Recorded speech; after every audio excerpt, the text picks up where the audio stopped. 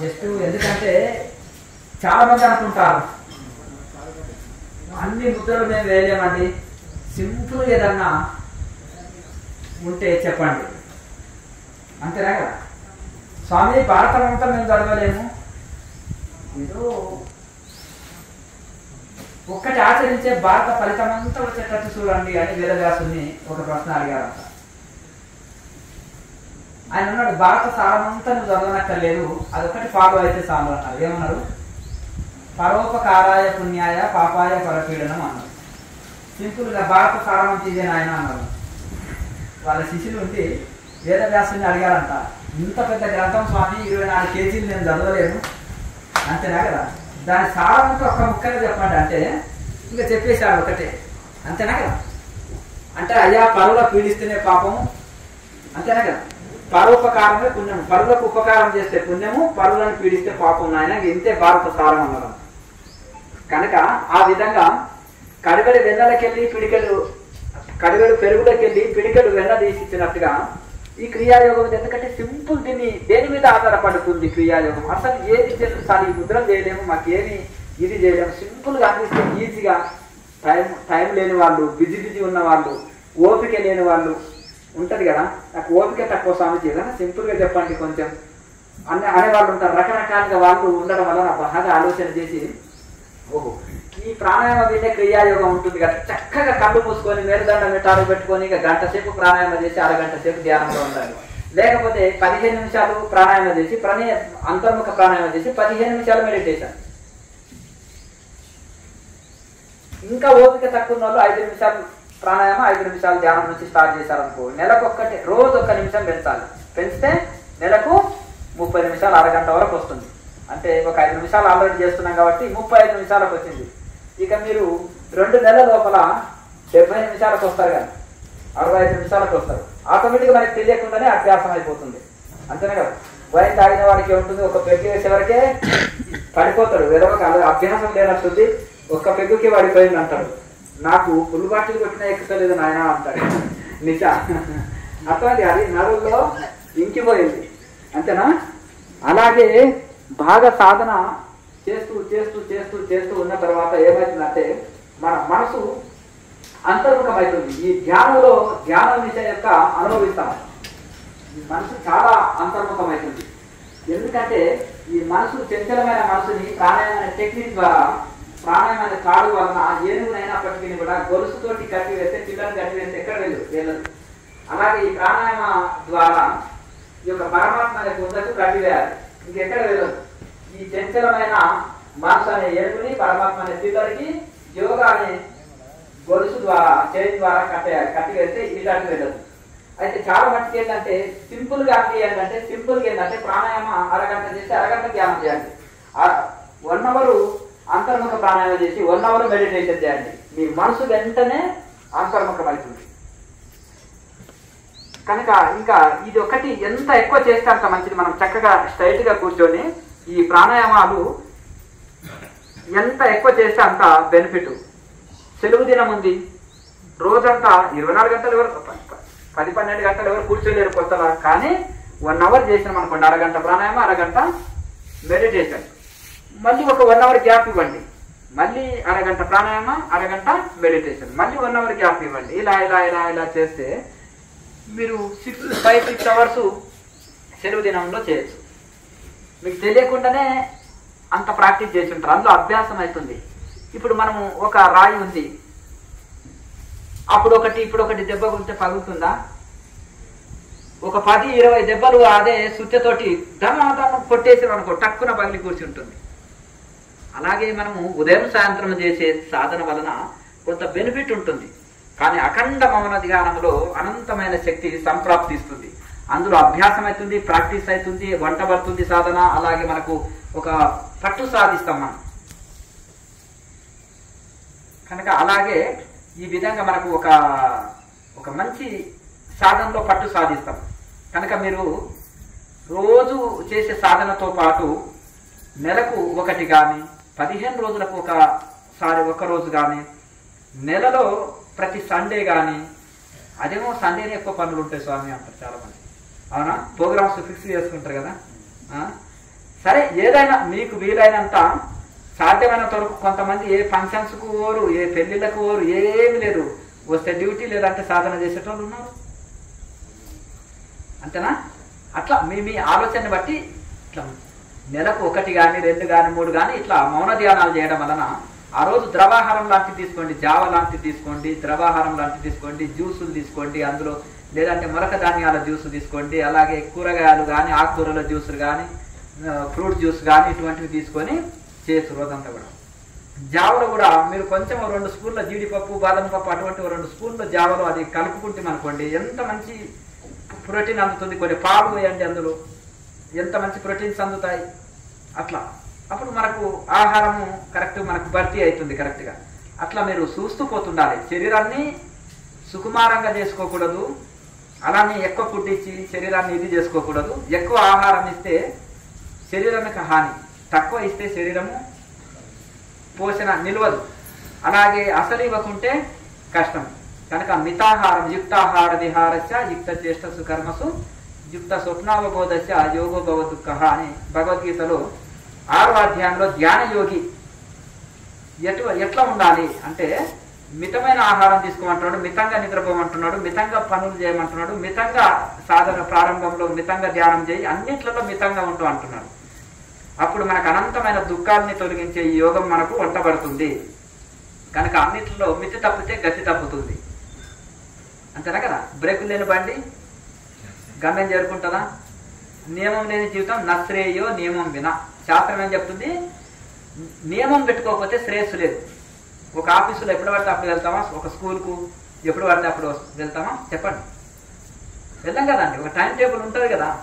అలాగే మన జీవితానికిలో కూడా ఒక క్రమశిక్షణ, ఒక డిసిప్లిన్, ఒక ఇది పెట్టుకోవాలి, నియమం పెట్టుకోవాలన్నమాట. ఆ నియమం ప్రకారంగా మనము జీవితం కొనసాగించాలి. సాధనలో కూడా కొన్ని నియమాలు ఉంటాయన్నమాట, ఆ ప్రిన్సిపల్స్ ఉంటాయి, దాన్ని ఫాలో కావాలి మనం. అప్పుడే మనకు ఎక్కువ బెనిఫిట్ ఉంటుంది. అందుకనే పతంజలి మహర్షి యమ నియమాలు పాటించండి, ఆహార నియమాలు పాటించండి, వైరాగ్యం కలిగి ఉండండి, శ్రద్ధ కలిగి ఉండండి, శరణాగతి భగవంతుని యందు శరణాగతి కలిగి ఉండండి, చలంతరనిష్ట కలిగి ఉండండి. ఇవన్నీ ఎందుకు చెప్పారంటే ఇవన్నీ ప్రిన్సిపల్స్. ఇవన్నీ ఎవరైతే పాటిస్తారో వాళ్ళు ఎక్కువ బెనిఫిట్. ఏంటండి ఈ ముసలైన ఎలా ఇట్లా తయారైండు, 75 సంవత్సరాల వయసులో 5-6 గంటలు ఎలా కూర్చుంటున్నాడని యువకులు అచ్చరిగా పోనక్కర్లేదు. ఎందుకంటే ఆయన ఆహార నియమాలు పాటించిండు. అయ్యో వృద్ధాప్యం దాకా, రిటైర్మెంట్ దాకా నేను మొత్తం నా జీవితం అంతా సంసారం కోసం చేస్తేనే, అయ్యో ఎంత వేస్ట్ చేసింది, నాకు ఈ యోగము వయసులో దొరికింటే ఎంత బాగుంటుండే అని చాలా ఒక కసితోటి, ఒక తపనతోటి, ఒక దీనితోటి ఏమి ఫంక్షన్లు లేవు, పెళ్లిళ్ళు లేవు, పేరంటాలు లేవు, ఎక్కడ తిరుగుడు లేదు, ఎవరితోటి ముచ్చట్లు లేవు. అంతేనా కదా? ఇంట్లో ఏదన్నా పిల్లలకి సలహాలు ఇవ్వడానికి పోతే కోపం వస్తుంది కదా, తీసుకుపోయి ఓల్డేజ్ హోమ్లో పడేస్తే ఈ గొడవ ఉండదు, వెరవ గొడవ ఉండదు అని అనుకుంటారు. సైలెంట్గా ఉమ్మలో కూర్చొని ధ్యానం చేసుకోండి, మిమ్మల్ని ఎవరే మన దేవతలాగా చూసుకుంటారు, రోజు వచ్చి పాద నమస్కారం చేసుకొని అన్నం పెట్టిపోతారు. మీరు ఉచిత సలహాలు ఇచ్చారా, ఇక గొడవలు స్టార్ట్ అయ్యాయి. అంతేనా కదా? చిన్నపిల్లవాడిని నువ్వు ఇంటలే హాస్టల్కి పంపిస్తుంది, అంతేనా కదా? అంటారా అన్నారా? హాస్టల్లో అయితే వాళ్ళు పెట్టింది తినాలి, సచ్చినట్టు పడి ఉండాలి. అంతేనా? అందుకని హాస్పిటల్లో జాయిన్ చేసింది అనుకో, పేషెంట్కు డాక్టర్లు ఏం చేస్తారంటే పెట్టింది తినాలి, సచ్చినట్టు పడి ఉండాలి. అవునా? కొన్ని ఉంటాయి ఆయుర్వేద దాంట్లో. అందుకనే ఇప్పుడు ఆ విధంగా మనకు ఇలా అవుతుంది. కనుక నారాయణ స్వామి ఒకటి అంటాడు, ఆశ్రమానికి పోతే ఏం చేయాలంట? పెట్టింది తినాలంట, చెప్పింది తినాలంట, సచ్చినట్టు పడి ఉండాలంట. అర్థమైందా?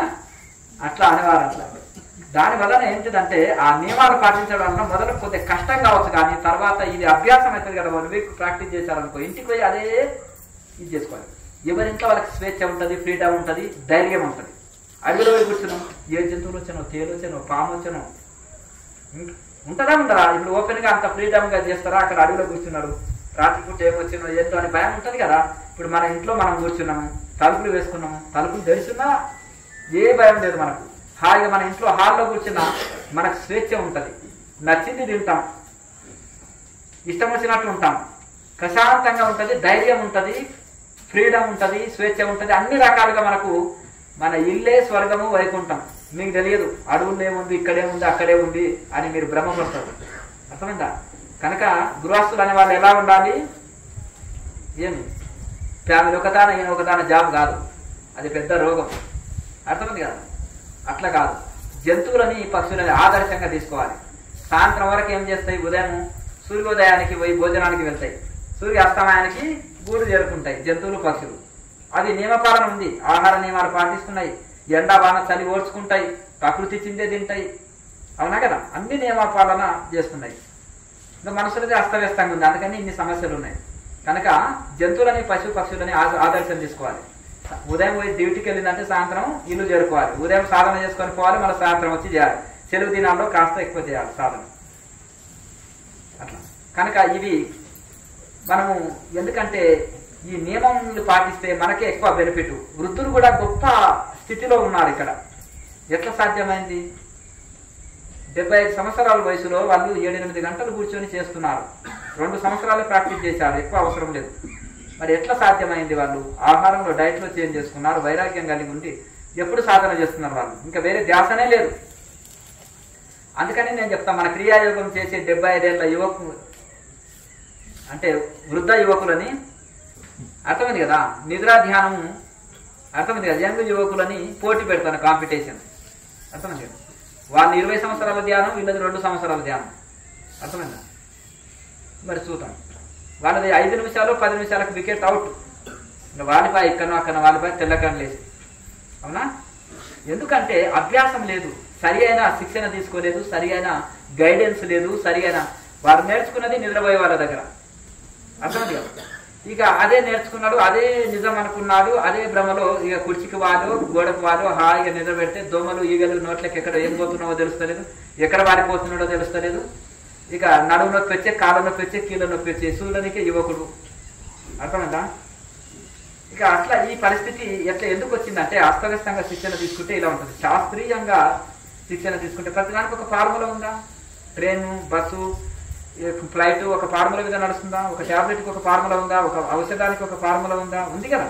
ఒక కూర చేయాలంటే నువ్వు అస్తవ్యస్తంగా చేసినావు, నీ కూర టేస్ట్ లేదంటది అమ్మగారు, అర్థం కదా. దీనికి ఒక ఫార్ములా ఉంది, దీన్ని ఇంతే కొలత వేయాలి, ఇంతే ఉప్పు ఇంత వేయాలి, కారం ఇంత వేయాలి, దాంట్లో ఇది వేయాలి, హల్వా చేస్తావు కొలతల మీద చేయాలన్నీ, అర్థమైంది కదా. ఉట్టి బియ్యం పిండి నీళ్ళు పోసి ఉడికించిన అంటే టేస్ట్ ఉంటుందా? జీడిపప్పు వేయాలి, బాదం పప్పు వేయాలి, పాలు వేయాలి, నెయ్యి వేయాలి. దాన్ని చేసే పద్ధతిలో కూడా ఉంటుంది. కొంతమంది దాన్ని రవ్వని వేయించుతారు, వేయించిన తర్వాత రకరకాల ఒక్కొక్కరు ఒక పద్ధతిలో చేస్తారు కదా. అందరూ హల్వానే చేస్తారు, కానీ దానికి అన్ని పదార్థాలను చేయడానికి రావాలి, చేయడానికి రాకపోతే లాభం లేదు కదా. కనుక అలాగే ప్రతి ఒక్కరు అందరూ పనులు చేస్తారు, అందరు పాడుతారు, కానీ సంగీతం వాళ్ళు మంచిగా పాడతారు, అవునా కదా. అందరు కొడతారు, కరాటే వాళ్ళు కొడితే ఒక సైడ్ బ్లాక్ అయిపోతుంది, దూతాం మనం, అవునా కదా, అవునా కదా. అంటే ఎనర్జీని వినియోగిస్తారు, సంకల్పాన్ని వినియోగిస్తారు, స్పాట్ చూసి కొడతారు, అవునా కదా. అట్లా దాన్ని ఇది కూడా అందరం ధ్యానం చేస్తాం, కానీ లాభం ఏమి? దానికి ఒక ఫార్ములా ఉంది, భగవద్గీతలో ఫార్ములా ఉంది. 6వ అధ్యాయం చదువుకోండి, అంత ఫార్ములా, ధ్యాన యోగ ఫార్ములా ఉత్తర గీతలో ఉంది. రామాంజనేయ సంవాదంలో శ్రీరామచంద్రుడు హనుమంతుడికి ఆ ఫార్ములా ఇచ్చేశాడు. అలాగే పతంజలి మహర్షి అష్టాంగ యోగంలో ఫార్ములా ఇచ్చేశారు ఆల్రెడీ. దాన్ని ఫాలో కావాలని మనం ఉట్టిగా పుస్తకం చదివితే అర్థం కాదు, దాని అనుభవజ్ఞుల దగ్గర దాన్ని శిక్షణ తీసుకుంటే ఇది ఉంటుంది. అందుకని పరమహంస యోగానంద గారు 360 దేశాల్లో వ్యాప్తి చేశారు. దీనికి ఏం ఆడంబరాలు ఉండవు, ప్రత్యేక కట్టడాలు ఉండవు, ఆడంబరాలు ఉండవు, చిహ్నాలు ఉండవు, రహస్యంగా చేసుకుంటుంటారు సాధన. ప్రపంచ దేశాల్లో క్రియాయోగులు కొన్ని మిలియన్ పీపుల్స్ ఉన్నారు, ఎందరెందరో ఉన్నారు, ఫారినర్స్ ఎక్కువ ఉన్నారు. ఎందుకంటే అక్కడ ఎక్కువ డెవలప్ చేశారు ఆయన. 30 సంవత్సరాలు అన్ని దేశాల్లో బ్రాంచీలు చేశారు. కనుక ఇది శాస్త్రీయమైంది కాబట్టి క్రిస్టియానిటీ కరెంటు కట్టిన ఆ దేశాల్లో కూడా క్రియాయోగాన్ని ఫాలో అవుతున్నారు, ఇప్పటికీ రెగ్యులర్ చేస్తారు. ఎందుకు? యోగం అంటే ఒక మతానికి సంబంధించింది లేదు, ఇది భగవంతునితో అనుసంధానమయ్యే ఒక ప్రక్రియ. ఇది సైంటిఫిక్గా ఉంటుంది, శాస్త్రీయం. ఎందుకంటే పరమహంస యోగానంద గారు అమెరికా దేశాల్లో గుండె శ్వాస నాది ఆపి 41 రోజులు సమాధిలో ఉండి చూపించారు. అప్పుడు ఆయనకు సిలిండర్ అయిపోయారు వాళ్ళు. లేకపోతే ఏంటో ఆఫ్టర్ ఆల్ ఇండియన్ న్యూ మాకు నేర్పడం ఏంటి పోపో అని చెప్పారు. అంటే మా దగ్గర యోగ శాస్త్రం ఉంది, మీ దగ్గర సైన్స్ ఉంది, ఒకరికొకరు నేర్పుకొని అభివృద్ధి పొందాలి, నేనే గ్రేట్ అనుకుంటే డెవలప్ కాలేడు అనుకొని అలా ఆ విధంగా ఆయన దీనికి నిరూపణ ఏమిటి అన్నారు. మీరు సైన్స్ ఫైనల్ అనుకుంటున్నారు, సైన్స్ ప్రారంభం, ఆధ్యాత్మికం ఎండింగ్. ఎందుకంటే ఎలక్ట్రాన్ న్యూట్రాన్ వరకే నువ్వు పోగలుగుతావు, అంతకంటే సూక్ష్మమైన విషయాలు నువ్వు తెలుసుకోలేవు. ఇందులో మేము తెలుసుకుంటాం. ఐన్స్టైన్ గారు కూడా చెప్పారు ఒక వాక్యం, సైన్స్ ఎలక్ట్రాన్ న్యూట్రాన్ వరకు తెలుసుకుంటుంది. అంతకంటే సూక్ష్మమైన విషయాలు ఉన్నాయి. ఆ సూక్ష్మమైన ఆత్మ ఉంది, అది ఎక్స్రే మిషన్కి అందదు. వెంట్రుక కంటే కోటాను కోట్లు రేట్లు సూక్ష్మం అని శాస్త్రం చెప్తుంది. చక్రాలు 72,000 నాడులు ఎక్స్రే మిషన్కి అందవు. ఎందుకు? ఇవి ఎలక్ట్రాన్ న్యూట్రాన్ కంటే కొన్ని వేల రేట్లు సూక్ష్మంగా ఉన్నాయి. ఎలక్ట్రాన్ న్యూట్రాన్ని మన కళ్ళు చూడలేవు, మైక్రోస్కోప్ తోటి చూస్తాము. మరి ఇంకెట్లా చూస్తాము? దేవుని చూస్తావా అంటే మన పాలలో ఉండే వెన్ననే చూస్తలేము. పాలలో వెన్న ఉందా? మరి మన కంటికి కనిపిస్తుందా? సూక్ష్మంగా ఉంది, అవునా కదా? మనకి ఇప్పుడు గాలిలో, నీళ్ళలో, రక్తంలో ఎలక్ట్రాన్ న్యూట్రాన్లు అది అణువు పరమాణువులు ఉన్నాయి, కనిపిస్తాయా? మనకు కనిపించవు కదా. సూక్ష్మ దర్శితోటి మైక్రోస్కోప్ తోటి కనిపిస్తాయి. అంటే అలాగే మన దృష్టి సూక్ష్మంగా కావాలి. మన అందుకనే బుద్ధి గ్రాహ్యం అతీంద్రియం అంటది, అర్థమైంది కదా? అతీంద్రియం అది ఇంద్రియాలకు అతీతము. బుద్ధి గ్రాహ్య, బుద్ధికి అందదంట, మనసుకు బుద్ధికి అందదు. బుద్ధి గ్రాహ్యం అతీంద్రియం అన్నాడు. ఈ ఆత్మ పదార్థము దానికి బుద్ధికి ఇంద్రియాలకు అందేది కాదు, వాటి అతీతమైంది కనుక. అందుకనే స్థూల శరీరం కనిపిస్తుంది. శరీరానికంటే ఇంద్రియాలు సూక్ష్మము, ఇంద్రియాల కంటే మనసు కంటే బుద్ధి సూక్ష్మము, బుద్ధి కంటే ఆవల ఉన్నది ఆత్మస్వరూపం. అది సూక్ష్మాతి సూక్ష్మము, అది అందరికీ అందదు. జ్ఞాననేత్రం ద్వారా, సూక్ష్మదర్శిని ద్వారా ఎట్లయితే మన మైక్రోస్కోప్ తోటి ఎలక్ట్రాన్ న్యూట్రాన్ చూడగలుగుతున్నామో అలా మన సూక్ష్మ జ్ఞాననేత్రం ద్వారా ఆత్మానుభూతి పొందవచ్చు. అలా పొందిన ఋషులు ఎందరో ఉన్నారు. దానికి సాధనలే ఇది క్రియాయోగం లాంటిది. కనుక అట్లా మనం రోజు ప్రాక్టీస్ చేయాలి. ఒక రోజులో ఎవరు ఇంజనీర్, డాక్టర్, కలెక్టర్ కాలేరు. అలాగే ఒక్క రోజులో ఋషులు అయిపోలేరు. రోజు సాధనముల పనులు సమకూరుదారులు. అలా రోజు ప్రాక్టీస్ చేయగా మీకు ఈ అంతా ఇదవుతుంది. అట్లా ఈ విధంగా మనం రోజు ప్రాక్టీస్ చేయగా ఇంట్లో అభ్యాసం అవుతుంది. ఇప్పుడు ఆ లైఫ్ క్లాస్ ఎందుకంటే ఇక్కడ రాలేని వాళ్ళు రోజు ప్రాక్టీస్ చేస్తుంటే కొంత బెనిఫిట్ ఉంటుందనే ఉద్దేశంతో ఆ ప్రాణాయంలో కొంత పట్టు సాధిస్తారు కదా. ప్రాణాయంలో పట్టు సాధించినాక ముద్రలు ఈజీ, ముద్రలు అనేది ఈజీగా వస్తాయి. కానీ ప్రాణాయామం రావడమే కష్టం. అంత పర్ఫెక్ట్ అయితే ఇంకా వచ్చినట్టే మనకు. ఏ ముద్ర పర్ఫెక్ట్ రాకపోయినా వేసినా వేయకున్నా ఈ ధ్యానం వస్తుంది. ఈ యొక్క మనసు అయితే అంతర్ముఖం చేయగలుగుతాం. ఆటోమేటిక్గా మనకు ఇంట్లో ఒక సాధనలో మనకు మనసు అంతర్ముఖమైందంటే ధ్యాన యోగంలో పట్టు సాధించినట్టే. కనుక ఈ విధంగా మీరు ఎటు తిరిగి ప్రాణాయంలో పట్టు సాధిస్తే మనకు ధ్యానం కుదిరినట్టే. కనుక రోజు ఆ విధంగా మీరు ప్రాక్టీస్ చేయండి. ఈ ప్రాక్టికల్ వీడియో ముందు పెట్టుకోండి. మొదలు ఎందుకంటే చిన్నపిల్లవాడికి ఏబిసిడీలే నేర్పిస్తాం. అలాగే బిగినర్స్ కోసము ఆ ప్రాణాయామ లైవ్ షోలు ఛానల్లో రావడం వలన ఉదయం సాయంత్రం ప్రాణాయామం ప్రాక్టీస్ చేస్తారు. అరగంట ప్రాణాయామం, అరగంట మెడిటేషన్. ప్రాణాయామం పట్టు సాధిస్తారు కదా. తర్వాత ఎప్పుడో ఇంట్లో ఫలితం పొందినప్పుడు ఎప్పుడో ఒకసారి క్లాస్ అనేది చేస్తారు. ప్రాక్టికల్ వీడియో అంటే ప్రాక్టికల్ అంటే మొత్తం 6 ముద్రలు నేర్చుకుంటారు. ఇంటికి వెళ్ళిన తర్వాత ఇంకా ధైర్యం వస్తుంది. ప్రాక్టికల్ వీడియో చూసి కూడా ప్రాక్టీస్ చేయగలుగుతారు. డైరెక్ట్ ప్రాక్టికల్ వీడియో చూస్తే ప్రాక్టీస్ చేయలేరు. ఈ సింపుల్ ప్రాణాయామ టెక్నిక్ కాబట్టి అది ప్రాక్టీస్ చేయగలుగుతారు. మీతో మొత్తం ప్రాక్టీస్ చేయలేరు అందరూ. కొత్త యోగా టచ్ ఉన్న వాళ్ళు అయితే ఈజీగా చేయగలుగుతారు. గతంలో యోగా ప్రాక్టీస్ ఉన్నాము కనుక ఇప్పుడు మీరు ప్రాక్టికల్ వీడియో ముందర పెట్టుకొని ఒక వారం 10 రోజులు ప్రాక్టీస్ చేస్తే తర్వాత మీరు ప్రాక్టీస్ చేస్తారు. అలాగే మీకు వేరే ప్రశ్నలకు జవాబులు ఉంటాయి. యాప్ కొనుక్కోండి, అందులో వీడియోలు కొనుక్కొని చూడండి అని ఏం లేదు కదా. ఓపెన్ గా ప్రశ్న జవాబులు పెట్టేసాం అంతేనా. క్వశ్చన్ ఆన్సర్స్ అన్ని డౌట్లు క్లియర్ అవుతాయి. క్రియాయోగ క్వశ్చన్ ఆన్సర్స్ అనే ప్లేలిస్ట్ ఉంటుంది కేఎస్సీ ఛానల్లో పోతే. దేనికి దానికి సపరేట్ హెల్త్ ఆరోగ్య సమస్యలని, ఆరోగ్యానికి సంబంధించిన వీడియోలు కానీ, క్రియాయోగ క్వశ్చన్స్ ఆన్సర్స్ కానీ, క్రియాయోగ ప్రాక్టికల్స్ కానీ, యోగ ఇంటర్వ్యూలు కానీ, దేనికి దానికి సపరేట్ ప్లేలిస్టులు ఉంటాయి. అన్ని ఒకే దగ్గర దొరుకుతాయి. మీరు వెతకనక్కర్లేదు. మీకు ఏది కావాలో అది క్రియాయోగ క్వశ్చన్స్ ఆన్సర్స్ ప్లేలిస్టులో చూసుకుంటే మీ కంపెనీలో మీకు ఏ ప్రశ్న కావాలి, ఒక దాంట్లో 4 ప్రశ్నలు 3 ప్రశ్నలు ఉంటాయి ఒక వీడియోలో. మన ప్రశ్న ఏ వీడియోలో ఉంది చూసుకొని దాన్ని ప్రాక్టీస్ చేసుకోవడమే. ఇక ఇంత దూరం రానవసరం లేదు. కాల్ చేస్తే వీటికి ఆన్సర్ చేయవలసిన అవసరం లేదు. మన డౌట్ అక్కడనే క్లియర్ అయిపోయాయి. స్టార్టింగ్ లో ఎక్కువ అనేక డౌట్లు ఎక్కువ వస్తుంటాయి. తర్వాత సాధన చేస్తుంటే తగ్గుతుంటాయి. సాధన చేస్తుంటే ఇంకో రకమైన డౌట్లు వస్తుంటాయి. ఇంకా బాగా సాధన చేయగా ఇప్పుడు మీ సందేహాలన్నీ ఛానల్లోనే తొలగించుకుంటారు.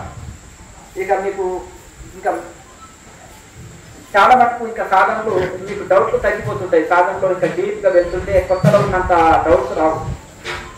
కొంతమంది చాలా దిష్టిలాగా చదువుతారు. ఇప్పుడు ఎందుకు తగ్గిపోయింది? ఛానల్ ఆల్రెడీ పెట్టినా కాబట్టి క్వశ్చన్స్ తక్కువ అడుగుతున్నారు. అప్పుడు పుస్తకం రాసి వచ్చిన వాళ్ళు కొన్ని డౌట్లు తీరుతుండే. ఇంకా అస్సలు పుస్తకం రాయక ముందు ఇంకెక్కువ డౌట్లు ఉంటాయి. పుస్తకం రాసినాక ఇంకా కొన్ని ఛానల్ వచ్చినాక అది ఆటోమేటిక్గా ప్రశ్నలు వింటున్నారు కాబట్టి అది ఎక్కువ ప్రశ్నలు అడుగుతుంది. పెద్ద పెద్ద ఇష్యూ జరుగుతుంది ఒక్కొక్కరు. ఇంకా సాధనలో ఎంతంత ముందుకు వెళ్తుంటే అంతంత డౌట్స్ మనకు అంటే అన్ని సందేహాలు తగ్గుతుంటాయి. అట్లా మీరు రోజు ప్రాక్టీస్ చేసుకోండి. చేస్తుంటే ఈ 6 ముద్రల్ని ఉదయం గంట సాయంత్రం గంట 45 minutes క్రియ, అన్ని ముద్రలు కలిపి క్రియ అంటారు. ఈ ప్రాణాయామ క్రియ 45 minutes క్రియ, 15 minutes మెడిటేషన్. 1 hour అయింది కదా, ఉదయం 1 hour, సాయంత్రం 1 hour. మాట్లాడకుండా పని చేయండి. మాట్లాడకుండా పని చేయండి. అయితే ఉదయం తెల్లవారుజామున 3 నుంచి 6 వరకు 1 గంట, సాయంత్రం 6 నుంచి 9 వరకు 1 గంట. అప్పుడు డ్యూటీ ఉంటుందా? డ్యూటీ ఉండదు, డ్యూటీలు కూడా ఉండవు. అంతే కదా. కూర్చొని నాన్ స్టాప్ గా క్రియేట్ చేయాలి. ఈ జన్మనే మోసమచ్చిగా అని నిద్ర దేవతలు ఏం చేస్తారు? తదరాత్రి దేవతలు వచ్చేసి మీకు నిద్రను ఆహ్వానిస్తారు. చిన్నపిల్లలు చూడండి, నాకు నిద్ర వస్తుంది అని ఊరికి టీవీ చూసుకుంటాను ఉంటాడు పిల్లవాడు. ఎగ్జామ్స్ అప్పుడు చూడండి, అది పుస్తకంలో చదువుతూనే తలబెట్టి పడుకుంటారు. అన్నం తింటూ ప్లేట్లో తలబెట్టి పడుకుంటారు. ఎందుకు? ఆ లింగదేవతలు ఆహ్వానించి వచ్చి ఏం చేస్తారంటే ఇతను ర్యాంకు సంపాదించుకోవాలని అని ఏం చేస్తారంటే ఆ పుస్తకం చదివేటప్పుడే నిద్ర వస్తుంది అతనికి. గుర్తుపెట్టుకోండి, ధ్యానం ఎవరు చక్కగా చేస్తారో వాళ్ళకి సుఖమైన నిద్ర వస్తుంది. పుస్తకాలు బాగా చదువుతారు అనుకో వాళ్ళకి సుఖమైన నిద్ర వస్తుంది. కళ్ళ మీద లోడు పడి. అట్లా దీని రహస్యం ఇదే. అట్లా కనుక మీకు నిద్ర సుఖమైన నిద్ర రావాలంటే ధ్యానం బాగా చేయాలి. అర్థంగా నిద్ర వచ్చినప్పుడు హాయిగా పడుకోండి. కనుక ఆ విధంగా మనకు రాత్రిలంతా చేసుకోవచ్చు. అంటే హాయిగా చేసుకోవచ్చు. సెలవు దిన మీద వీటిలో ఉంటే రాత్రిలంతా కూర్చోవచ్చు. కొంతమంది ఏం చేసేస్తున్నారంటే 12 దాకా ఉపన్యాసాలు చెప్పుకుంటారు. ఇక ఇప్పుడు నిద్ర చేస్తామంటారు. అప్పుడు నిండుగా దీన్ని గోడ కానీ హాయిగా గురకబెట్టింది బట్టి అబ్బా గుడాకేసే ధ్యానమయ్యా ఇది అంటే ఏదంటే అర్జునుడు గుడాకేసి అంటే నిద్ర చేయించిన వాడంట. ఇక గురకబెట్టి నిద్ర పెడితే గుడాకేసినంత అర్థం కాదు. గురకబెట్టి నిద్రపోతే ఒక్కరైనా మేలుతనం చక్కగా ఉంటుందా? కుర్చీ లేకుండా మీరు కింద కూర్చుంటున్నారా అంటే ఇప్పుడు నేను సోఫాలు వేసుకుంటే మీరు హాయిగా సోఫాలనే కూర్చుంటుంది. గుర్తుపెట్టుకోండి. అర్థం కాదు. అవునా? అట్లా ఏంటంటే ఇంకా మహా సంపన్నులకు చాలా ఇష్టం. బంజారాయిల్స్లో మీరు క్లాస్ పెట్టింది అనుకో ఏం చేయాలి? ఏసీ హాల్ బుక్ చేసుకోవాలి, సోఫాలో హాయిగా కూర్చోండి. అమ్మగారు ఇట్లా ముద్ర పెట్టుకుంటుంది. ఇక మనదే బాబాజీ క్రియాయోగం, మనకు మించింది ఏం లేదు, మనదే ఒరిజినల్. అర్థమైంది కదా. ఎందుకంటే మనం బొడ్డులో నొక్కి పడతాం, కళ్ళు మూసుకుంటాం, హాయిగా నిద్రపోతాం, ఏం చేసేది లేదు. అర్థమైంది కదా. రకరకాలుగా క్రియాయోగం అన్నా, కుండలి యోగం అన్నా, సుష్మణ యోగం అన్నా వీళ్ళు పెట్టిన పేరులే. ఋషులు చెప్పిన మార్గం ఏంటంటే ఆసన, ప్రాణాయామ, బంధన, ముద్ర, క్రియాసి 5 స్టెప్పులు ఉన్నప్పుడే ఈ పేరు చెప్పుకోవాలి. ఏం లేకుండా కుర్చీలో కూర్చొని నిద్రపోయి దాని పేరు చెప్పుకుంటున్నాం. యూత్ అండి వృద్ధుల కంటే హీనంగా తయారైపోయినాయి వాళ్ళ శరీరాలు. ఫిట్నెస్ లేదు బాడీలో. 20 ఏళ్ళ ధ్యానం అంటారు మళ్ళీ. అర్థం కదా. ఎందుకు ధ్యానం చేసినప్పుడు బాడీ మైండ్ కంట్రోల్ ఉండాలి కదా. ఎందుకు ఇట్లా తయారైపోయింది? కనీసం 1 గంట సేపైనా నిద్రపోకుండా చక్కగా ధ్యానం చేయాలి కదా. మరి ఎందుకు ఇది అవుతుందంటే రాంగ్ మెడిటేషన్. ఇంతవరకే చెప్పిన అన్ని వేస్తాము, చేసే విధంగా చేయకపోతే వంట చెడిపోతుంది. కొంచెం ఉప్పు తక్కువ వేస్తే అయిపోయాయి. కాటిపోయిన కందిపప్పు అంటాడు. కందిపప్పును బాగా పెడుతుంది అనుకో జెండాలు, దాన్ని కరెక్ట్ చేసినామనుకో చాలా అన్ని పప్పులో కొద్ది కందిపప్పుని రోజు తినేయచ్చు. అక్కడ బ్రాహ్మణులు అందుకనే రోజు పప్పు తింటారు. అవునా? మిగతా కూరలాగా కాదు, కందిపప్పు రోజు తిన్నా బోరు కొట్టదు. అర్థంగా. అదే మాడబెట్టండి, అంతకంటే చందాల మీద ఉంటుంది. అవునా? టేస్ట్ పోతుంది. కొద్దిగా వాళ్ళు అల్లరి కాకపోయినా కందిపప్పు అంటారు కానీ అంటే అది ఇక రుచి ఉండదు అన్నమాట ఏమాత్రం. కనుక అలాగే ఈ విధంగా మీరు కూడా ఈ విధంగా కనుక దాని ఫార్ములా ప్రకారం చేస్తే అద్భుత ఫలితాలు పొందుతారు. రోజు ఇంటికాడ మీకు ఉండేది అంతా వైరాగ్యం కలిగి ఉండాలి, శరణాగతి, భగవంతుని ఎందుకు శరణాగతి కలిగి ఉండాలి, ఆహార నియమాలు పాటించాలి, చక్కగా ఇంట్లో చెప్పినట్టు ఫార్ములా ప్రకారం సాధన చేయాలి, అద్భుతమైన బెనిఫిట్స్ పొందుతారు. నేను పెద్ద వయసు వాళ్ళని మీరు ఇంత బెనిఫిట్ సాధనలో ఎందుకు మీరు ఇంత లాభం పొందారు అని నేను అడుగుతుంటాను. అంటే వాళ్ళు చెప్పింది ఇదే, మీ వీడియోని రెగ్యులర్ ఫాలో అవుతాము, మీరు చెప్పిన సూత్రాలన్నీ పాటిస్తున్నాం, మీరు ఆహార నియమాలు అంటారు, యమ నియమాలు అంటారు, ఆహార నియమాలు అంటారు, శరణాగతి కలిగి ఉండాలంటారు, వైరాగ్యం కలిగి ఉండాలంటారు, ఇవన్నీ మేము పాటిస్తున్నాం కాబట్టి ఈ బెనిఫిట్ మేము పొందగలిగినామంటారు. ఇంకేమైనా మీరు డౌట్లు ఉంటే అడగండి.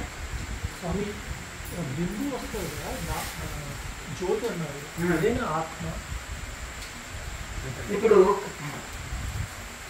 మనము మన నీడ మనమేనా? మనమే, కానీ ఛాయ ఛాయ నీడ అంతే. మొత్తం మనం కాదు, పూర్తి మనం కాదు, అంతేనా కదా? మన యొక్క నీడ అంతే. అలాగే మనకు స్టార్టింగ్ వచ్చేది ఆత్మ యొక్క నీడ అనుకో, ఆత్మని యొక్క ఇది అనుకోండి. ఇప్పుడు సూర్యుడు లాంటి కాంతి వచ్చే బదులు దీపం లాంటి, దీపం చూస్తాం కానీ సూర్యుని చూడలేం కదా. అంటే అంటే అలా ఇప్పుడు పవర్ ప్లాంట్లో పవర్, బల్బులో పవర్, ఇది చాలా చిన్నగా, చిన్న బల్బు, చిన్న పవర్, ఇంకా పవర్ ప్లాంట్ అంతా ఉంది. అర్థంగా ఈ ఆత్మ ప్రకాశాన్ని మొదలు మనం ఏం చేస్తామంటే చాలా కొద్ది ప్రకాశాన్ని చూడగలుగుతాం. అలా సాధనని పెంచుకుంటూ పెంచుకుంటూ పెంచుకుంటూ పెంచుకుంటూ పోతే జ్యోతిముద్రలో ఇంకా ప్రకాశాన్ని పెరుగుతుంది. ఇంకా బాగా తీవ్ర సాధన చేస్తుంటే జ్యోతిముద్ర లేకుండా కూడా ఆ యొక్క ఆత్మ ప్రకాశాన్ని అనుభూతి చెందగలుగుతాం. తమసో మా జ్యోతిర్గమయ అన్నారు కదా, తమస్సు నుంచి జ్యోతిలోకి తీసుకుపోయి స్వామి మమ్మల్ని జ్యోతి నుంచి శూన్యంలోకి తీసుకెళ్ళాలంటున్నారు. ఇప్పుడు అనేటోళ్ళు ధ్యానం అంటే శూన్యము, ధ్యానం అంటే శూన్యము అంటున్నారు. అయితే ఇంకొకటి దేవుడు అంటే శూన్యము, దేవుడు అంటే శూన్యము అంటున్నారు. దేవుడు అంటే శూన్యం ఏం లేదు, నిరీశ్వరవాదులు అంటారు. అర్థం కదా? ఇప్పుడు బుద్ధుడు భగవంతుడు ఉన్నాడని ఒప్పుకుంటే ఆయన ఢీకొట్టేవాడు ప్రపంచంలో ఎవరు లేకుంటుండే. అర్థం అంత ధ్యానం చేసి ఏం చేసిండు? దేవుడు లేడన్నాడు. లేదంగా కాలేదా? అర్థంగా? ఇప్పుడు స్టూడెంట్ ఇట్లా బాగా కష్టపడి సబ్జెక్ట్ ఫెయిల్ అయినట్టుగా, అంతేనే కదా, బాగా కష్టపడి చదివాడు, ఇది చేశాడు, అది చేశాడు. వాడు తొందరలో ఏం చేసేసాడు అంటే పక్కన ఆ టికెట్ నెంబర్ వేశాడు, మొత్తం అక్కడ పోయి అర్థమైంది కదా, పక్కవాడు ఆ టికెట్ నెంబర్ వేసేసాడు, మొత్తం మార్కులు వెళ్ళిపోయినాయి, ఏం లేదు. అట్లాగే మనము చేసేది చేస్తాం కరెక్ట్. ఆ ఫార్ములా ప్రకారం ఒక గురు పరంపరలో ఉంది, గురువు ప్రకారం చేయకపోతే ఇన్ని అనార్థాలు వస్తాయి. జాబ్ చేస్తాం, హార్డ్ వర్క్ చేసి శాలరీ తీసుకోవాలి. అర్థమైంది కదా? నిండా రుచికరమైన భోజనం తిని వాంతింగ్ చేసుకున్నాడు. ఇంటికి శరీరానికి ఇంకా కదా, దాని ఎనర్జీ మన శరీరంలోకి లాలాజలంగా మారాలి, రక్తంగా మారాలి, అప్పుడే శరీరానికి పడుతుంది. ఎక్కడ బయట అది నీ భావన, అది మానసిక భావన. అర్థంగా? అలాగే మనము ఒకసారి మనము ఆ సాధనలో ఉన్నప్పుడు కళ్ళు మూసే ఉంటాం, నేను కళ్ళు ఏమైనా తెలిసి ఉన్నానా అనే అభావన సాధకుడికి కలుగుతుంది. నేను కళ్ళు ఏమైనా తెలిసి ఉన్నానా ఇట్లా చూసుకుంటాం అనుకో, కళ్ళు మూసే ఉన్నాయి. కానీ ఓహో అంతర్జ్యోతి బహిర్జ్యోతి, అర్థం కదా? కనుక ఈ యొక్క అంతర్జ్యోతిని చూడగలుగుతున్నాం, మనలో ఉండే ఆత్మ ప్రకాశాన్ని అనుభవం చేసుకోగలుగుతున్నాం. అయితే ఇది జ్యోతి ముద్ర లేకుండా కూడా ఆ ప్రకాశాన్ని అనుభూతి చేసే స్థితి వస్తుంది. మనం ట్యూబ్ వేసుకొని ఈదుతాం, స్విమ్మింగ్ నేర్చుకుంటాం, తర్వాత ట్యూబ్ లేకుండా ఈదగలుగుతాం. అలాగే జ్యోతి ముద్ర ద్వారా జ్యోతిని దర్శనం చేసుకుంటాం, తర్వాత జ్యోతి ముద్ర లేకుండా కూడా జ్యోతి దర్శనం పొందగలుగుతాం. అట్లా ఇప్పుడు కేచరికి అది కొందరికి ఆకలి ఎక్కువ వస్తుందండి, కొందరికి ఆకలి అసలు వేయడం లేదు. అది ఎందుకంటారు? అది సాధన ఒకే టైంలో చేసినప్పుడు కొంతమందికి వేడి ఉంటుంది, కొంతమందికి వేడి కదా. ఆకలి ఎక్కువ వస్తుంది. ఆకలి అంటున్నారు. కొత్తలో ఒక 6 months వరకు ఆకలి ఎక్కువ ఉంటుంది సాధకుడికి, తర్వాత తర్వాత తర్వాత ఆకలి తగ్గిపోతుంటుంది. కేచర్లో ఎల్లవేళలో ఉండే వాళ్ళకి ఆకలి తప్పులు తగ్గిపోతాయి. అర్థంగా? ఎల్లవేళల యోగాభ్యాసం ఎవరైతే బాగా చేస్తారో వాళ్ళ శరీరంలో నీరు ఉండదు, ఫ్యాట్ ఉండదు, అలాగే శరీరం చాలా తేలిక దూదిపీచలాగా తయారవుతుంది, మలమూత్రాలు కొంచెం వస్తాయి, కొద్ది ఆహారం తిన్నా సరిపోతుంది. ఇంకా వాళ్ళంత స్పీడ్ ఎవరు నడవలేరు, వాళ్ళు అన్ని పనుల్లో కూడా స్పీడ్, అన్నిట్లలో కూడా ఉంటారు. అలాగే వాళ్ళు చాలా ఆరోగ్యంగా ఉంటారు, మనశ్శాంతిగా ఉంటారు, అందరిలో ఉంటూ అందరికంటే బాగుండు. అంటే ఎట్లా? అందరిలో ఉంటాం, మనం అందరికంటే బాగుంటాం, అంటే శాంతిగా ఉంటాం, ఆనందంగా ఉంటాం, అంటే ప్రతిదీ అవగాహన చేసుకుంటాం, అందరి కోణం నుంచి ఆలోచించే గుణం పెరుగుతుంది. ఇంట్లో ఉన్నాము, అందరి గురించి ఆలోచిస్తాం, అందరి కోణం నుంచి ఆలోచిస్తాం, పెద్ద సమస్య ఉండదు. ఒక ఇంట్లో ఉన్నప్పుడు ఉమ్మడి కుటుంబం ఉంటే తన కోసం తను ఆలోచించినప్పుడు సమస్యలు వస్తాయి. అందరి కోసం ఆలోచించేటప్పుడు అందరూ వాళ్ళని అభిమానిస్తారు, అవునా కదా? అందరు బాగోగుంది, అందరిని ప్రేమగా పలకరి, అందరి గురించి ఆలోచిస్తూ అందరి తరఫున నువ్వు ఆలోచించినప్పుడు నువ్వు అందరి చేత గౌరవించబడతావు. అర్థంగా? అట్లాగే అది అవగాహన పెరుగుతుంది. మనము అంటే అందరిలో ఉండి కూడా అందరికంటే చాలా చక్కగా ఉంటాం, మనం శాంతంగా ఉంటామని అర్థం, ప్రశాంతంగా ఉంటామని అర్థం. ఆజ్ఞా చక్రంలో మీరు చూడమని చెప్పారు కదా, అంటే మీ కళ్ళు మూసుకొని మామూలుగా జనరల్గా వెళ్తురు ఉంటాయి కదా, అది చూడాలా లేకపోతే ఇంకా పైన చూడాలా అంతేనా? ఇప్పుడు మన జ్యోతి ముద్ర వేసి తర్వాత ధ్యానం చేస్తాం కదా, ఏదైతే జ్యోతి ముద్రలో ఏ జ్యోతి దర్శనం పొందినామో ఆ జ్యోతి మీదే కాన్సల్టేషన్ పెట్టి ధ్యానం చేయాలి. ఆ జ్యోతి కూడా కొద్దిసేపు అయినాక లయం అయిపోతుంది, అయినా కానీ పరలైతే కాన్సల్టేషన్ చేయాలి. ఇంకెక్కడ లేదు. ఇదే తపోలోకము. ఈ యొక్క ఆగ్నేయ చక్ర ధ్యానం అనేది చాలా ఉత్తమ ధ్యానం. భగవద్గీతలో కృష్ణ పరమాత్మ చెప్పారు, పతంజలి మహర్షి పతంజలి సూత్రాల్లో చెప్పారు, శ్రీరామచంద్రుడు ఆంజనేయ స్వామికి రామాంజనేయ సంవాదంలో చెప్పారు. 108 ఉపనిషత్తుల్లో కూడా ఋషులందరూ కూడా 1000 ఉపనిషత్తుల్లో కూడా చెప్పిన ధ్యానం అదే. ఇంకెవరన్నా ఉంటే వీడ ధ్యాస పెట్టి వాడ ధ్యాస పెట్టి అన్నారనుకో, నువ్వు కృష్ణ పరమాత్మ కంటే గొప్పవాడిగా భగవద్గీతలో చెప్పాడు. వివేకానంద స్వామి తన ధ్యాన యోగంలో తరలై ధ్యానం, ఆజ్ఞా చక్ర ధ్యానం, బృహమధ్య ధ్యానం అని చెప్పారు. ఆయన కంటే గొప్పవాడిగా మలయాళ స్వామి అదే చెప్పారు, దయానంద సరస్వతి అదే చెప్పారు, శివానంద సరస్వతి అదే చెప్పారు, పరమహంస యోగానంద చెప్పారు, లాయనాథే చెప్పారు, బాబాజీ మహారాజ్ చెప్పారు. హిమాలయాల్లో గొప్ప గొప్ప ఋషులు వారు రాసిన పుస్తకాల్లో చెప్పారు. వారికంటే మీరు గొప్పవారా అని చెప్తే ఇంకా నోరు పోసుకుంటాం. అసలు ఒక మనిషి అన్నారంటే మళ్ళీ నోరు ఎత్తొద్దు. ఒక మాట మాట్లాడిందంటే మన శాస్త్ర ప్రకారంగా మాట్లాడాలి. అర్థమైంది కదా? ఎందుకంటే ఆ మిడిమిడి జ్ఞానంలో నోరు ఎత్తలేదు. ఇప్పుడు అది మీకు ఎలా చెప్పాలంటే, నక్క తెలివి అన్ని జంతువుల దగ్గర సాగుతుంది, కుడి దగ్గర సాగుతుందా? సాగుతుందా చెప్పు, అంతేనా కదా?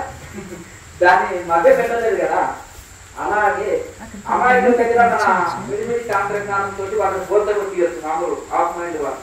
కానీ శాస్త్రజ్ఞానం ఉండి రుచి పరంపరలో ఉండే వాళ్ళ దగ్గర సాగుతున్నాయి వాళ్ళ అసలు స్కానింగ్ మిషన్ కదా.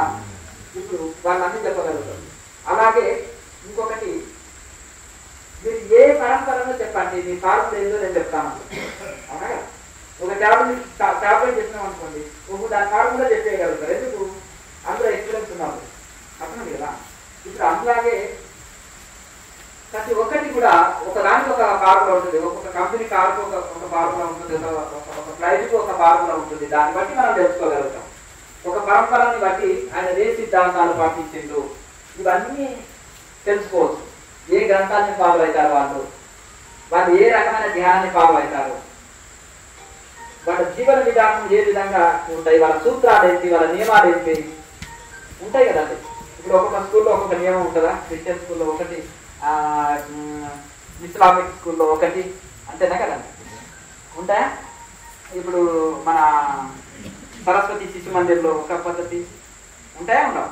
అట్లా దాన్ని బట్టి ఆ స్కూల్ పద్ధతి ఏంటి అనేది మనకు తెలిసిపోతుంది ఆటోమేటిక్గా ఆ ఫార్ములా తెలుసుకుంటే. అలాగే ఇలాగే మనం దేన్ని వాళ్ళు ఏ పరంపర అన్నప్పుడు దేన్ని ఫాలో అవుతున్నారు అన్నప్పుడు దాన్ని తెలిసిపోతుంది.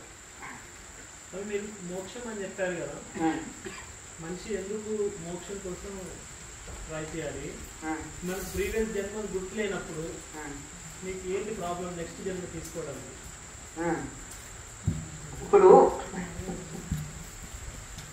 బంధం ఉంటే మోక్షము, మోక్షం ఉంటే బంధం. నువ్వు నేను మోక్ష స్వరూపుణ్ణే, నాకు ఏ దుఃఖం లేదు, బాధ లేదు, నేను ఆత్మస్వరూపమే అని స్వయంగా నువ్వు అనుభూతి చెందినప్పుడు ఇంకా నువ్వు ఆల్రెడీ రియలైజ్ అయినావు. ఇక నువ్వు కొత్తగా రియలైజ్ కావాల్సిన అవసరం లేదు. ఇప్పుడు జైల్లోనే లేని వాడికి రిలీజ్ ఏంది అవసరం? జైల్లో ఉంటే ఖైదీకి కదా రిలీజ్. అర్థమైంది? 3 గుణాలకు లోబడి ఉన్నప్పుడే కదా వాడికి గుణాతీతుడు అయ్యేది. ఉద్యోగం వచ్చినాక చదివేందుకు ఇంకా కలెక్టర్ అయినా ఉంటుంది, చదివేందుకు ఇంకా ఇంజనీర్ డాక్టర్ అయినా ఉంటుంది, మళ్ళీ ఇంజనీర్ కాలేజీలో పోయి చదవాలంటే లేదు. అలాగే ఈ 3 గుణాలే సంసారము, ఇదే సంసారం, ఇదే మాయ అని శాస్త్రం చెప్తుంది. ఈ 3 గుణాల నుంచి విడిపడటమే బంధ విముక్తి. 3 గుణాలే బంధాలు, తమో గుణం, రజోగుణం, సత్వగుణం. ఈ 3 గుణాలు దాటుకున్నప్పుడే గుణాతీత స్థితి ఉంటుంది. ఇదే మనకు ప్రపంచంలో బంధిస్తాయి,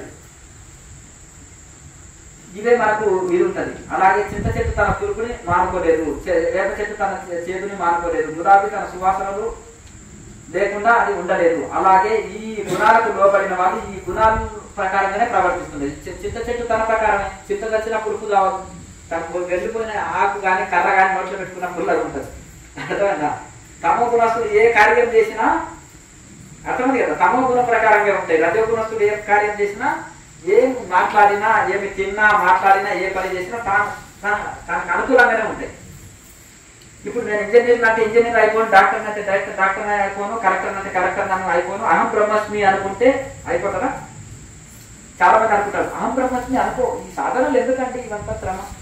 నువ్వు సాధన చేస్తే మోసం వస్తుంది. ఇంకా ఆల్రెడీ ఇంకా మరి ఇంకా సాధన చేశాను అనుకో, అహం బ్రహ్మస్మి అనుకో, నేనే దేవుడు అనుకో, అయిపోయి అనుకుంటే అవుతుందా? సాధన చేస్తే అవుతుందా? తింటే అవుతుందా? అన్నం తిన్నాను అనుకో అంటే పోతుందా? ఆకలి పోతుందా? చెప్పండి. కనుక అనుకుంటే పోదు. కనుక ఏదైనా ఇది మనకు దుఃఖం కలుగుతుంది అంటే బంధంలో ఉన్నాం. నీకు ఎటువంటి దుఃఖాలు వచ్చేసినా ఇంత చెల్లించకుండా ఉన్నామంటే ఆటోమేటిక్గా నువ్వు బ్రహ్మజ్ఞానం చేయాలి. ఆ కొండ వచ్చి ఇరిగి మీద పడుతుందంటే కూడా నువ్వు శరీరాన్ని రక్షించుకోనిక కూడా నువ్వు పోతలేవు, అక్కడే ఉంటావు అంటే ఆ కొండనే కొంత ఒరిగి అట్లే ఆగిందా? అర్థం లేదు. మీతో పారిపోయి కానీ ఆ విషయం అట్లే ఉన్నాడు, ఏం పడలే. ఆయన వెళ్ళిపోయిన తర్వాత మళ్ళీ పడింది. కానీ అది అంత మూమెంట్ వచ్చింది కదా, దానికి ఆయనలో భయము టెన్షన్ ఇది అంతా రావాలి కదా, రాదు. అంటే ఆయన బ్రతకాలని తీపి లేదు, చావాలని కోరిక లేదు. అర్థం కదా? దేనికోసం ప్రయత్నం చేయడు, దేనికోసం ఇది లేదు, ఇది లేదు. ఇప్పుడు మన ఇంట్లోనే ఉన్నాం, ఏదో ఊరికి ఆమె లిస్టు రాస్తే 4 సార్లు మర్చేసి వచ్చారు. వీళ్ళకి ఏం ఉండి పెట్టాలి, ఏం చేయాలి, లిస్టు మర్చి వచ్చిందో అనే కోపం అవుతుంది. అప్పుడు చాలా ఆవేశానికి లోన్ అవుతుంది. అవుతామా? ఎందుకు అవుతావు? ఏదో మనిషి వస్తే మనిషి రావచ్చు, 4 సార్లు మనిషి రావచ్చు, అంత మాట అన్నదా భర్తని అంటారా? కోపం వస్తుందా? అక్కడ అదే కామక్రోధాన్ని కంట్రోల్ చేసుకోలేము బంధంలో ఉన్నప్పుడు. అది కారణం ఉన్నది, కారణం లేకపోని సహనం ఉండదు. కనుక ఇవన్నిటిని కంట్రోల్ చేసే కెపాసిటీ ఉండదు, రిమోట్ ఉండదు. టీవీ మన ఆధీనంలో లేదు. ఋషులకు రిమోట్ కంట్రోల్ ఉంటుంది, టీవీ మన మైండ్ కంట్రోల్లో ఉంటుంది. బ్రేకులు ఉంటుంది, బ్రేకుల బండి కంట్రోల్లో ఉంటుంది, రిమోట్ ఉండే టీవీ కంట్రోల్లో ఉంటుంది. ఋషులకి అన్ని కంట్రోల్లో ఉంటాయి. కనుక మనయేవ మనిషానం కారణం బంధ మోక్షయో.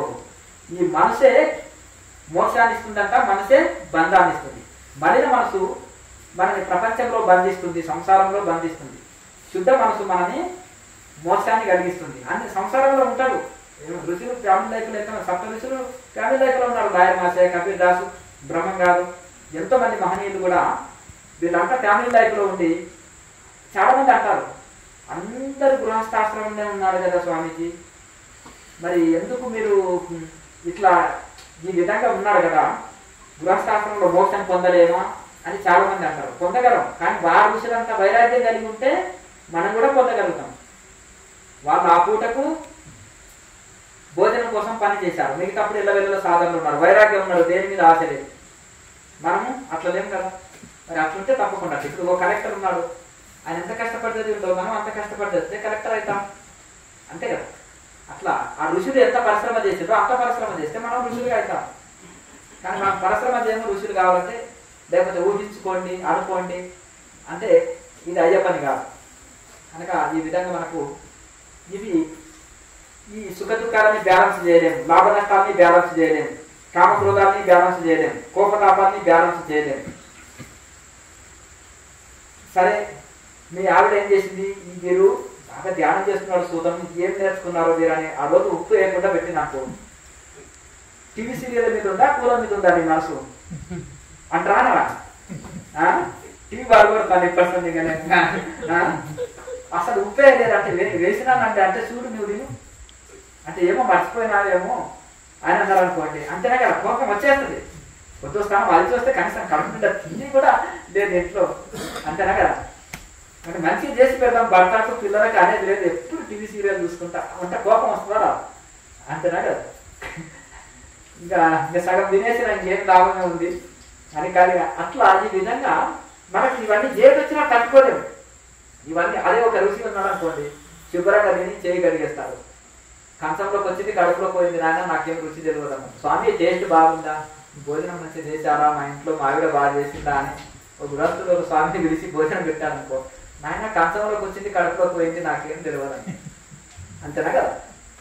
అట్లా దానికి ఏం ఉప్పు ఉందా, కారం ఉందా, ఇది లేదా రమణ మార్చి ఉంది స్వామి, ఇది హల్వా, ఇదిగో పెరుగు, ఇదిగో పచ్చడి, ఇదిగో సాంబారు అంటే ఇక ఏదో వాళ్ళు ప్రేమతో చేసినప్పుడు కాదంటే బాగుండదు కదా అని ఒకటే అంట వేయండి నాయన అంటే అన్ని అందులోనే వేయమని ఒకటే దాంట్లో వేసినాక అన్ని కలిపేది అంటారు. ఇక స్వామి తన లోకంలో తను ఉంటూ అదో రకంలో ఉండి కలుపుతుంది. స్వామి అన్ని కలుపుతున్నారండి, కిందికి చూసి కలపండి. మీరు మీ లోకంలో ఆత్మస్థితిలో ఉంటే ఏం కనిపిస్తుంది అంటే లోపల కలుస్తాయి నాయన ఎలాగో లోపల ఎలాగో అన్ని కలిసేదే కదా.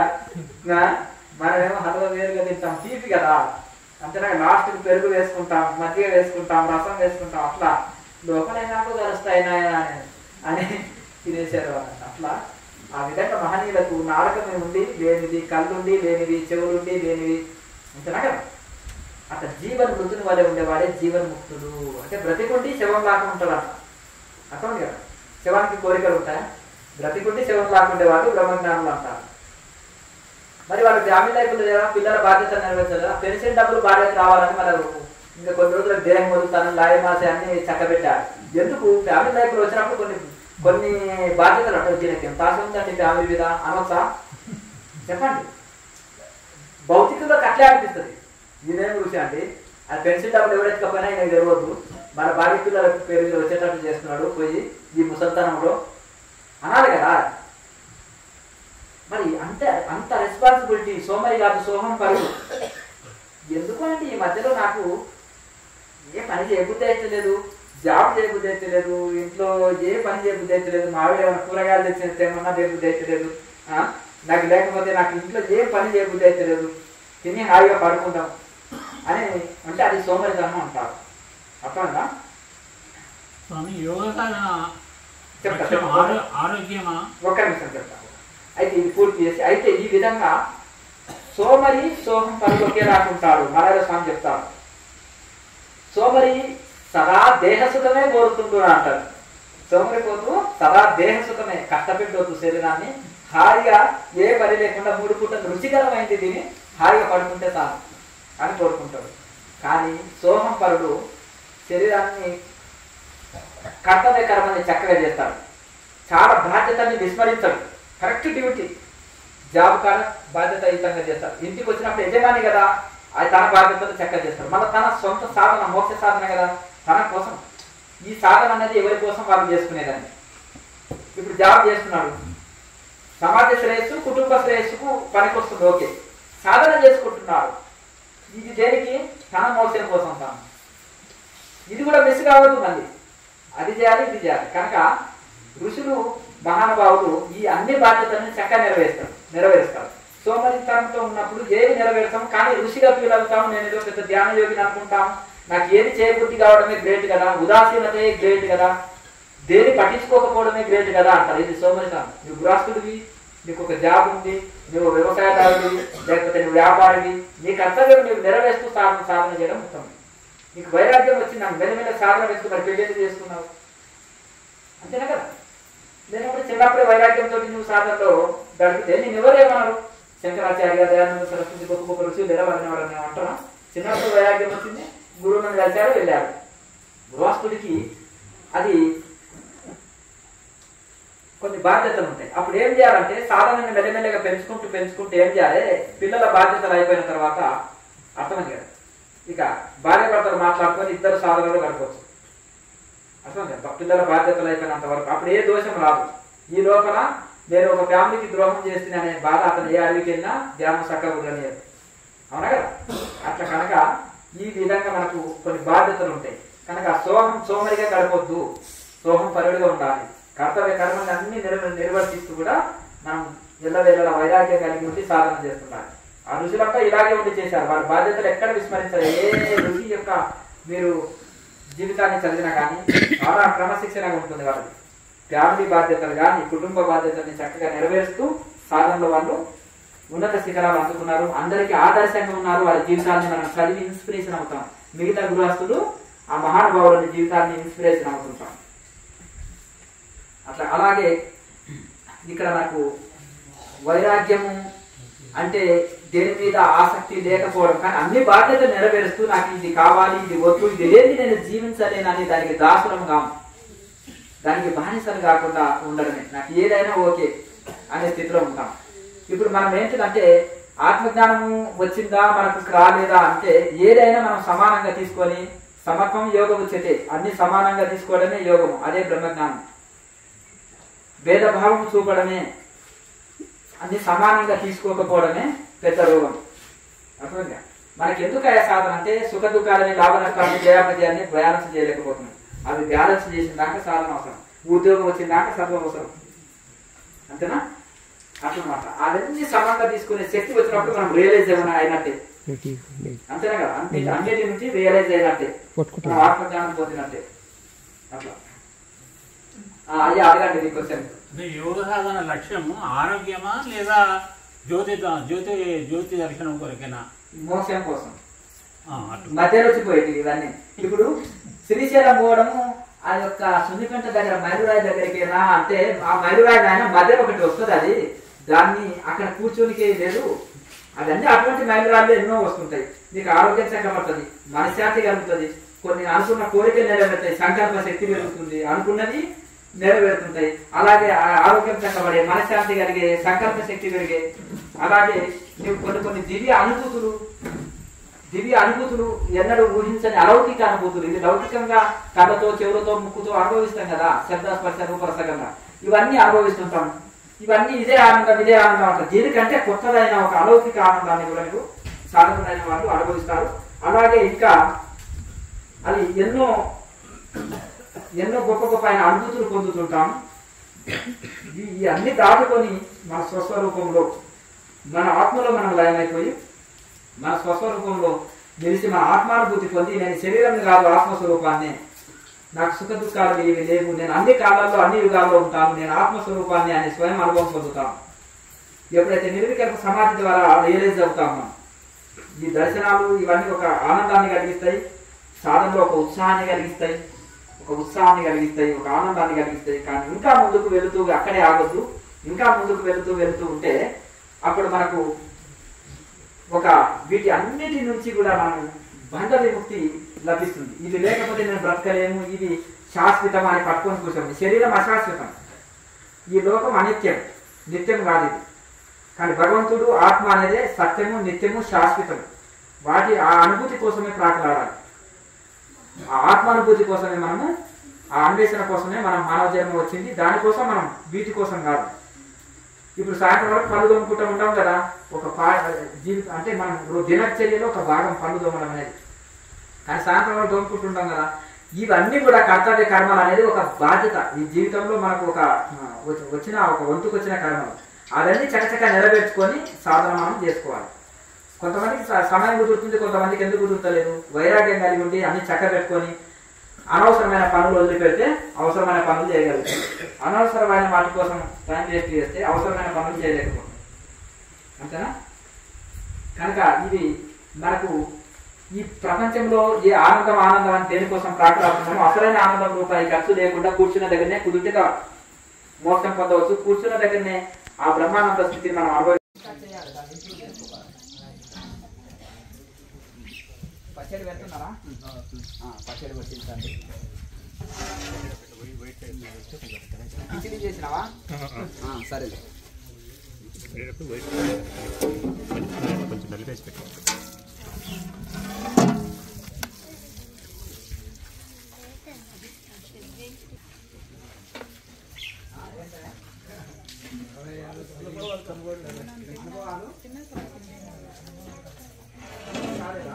సాధన చేసుకుంటే అయితేనే ఉంటాయి. ఎందుకు కావాలి అదే ఉంటున్నారా వెళ్తున్నారా?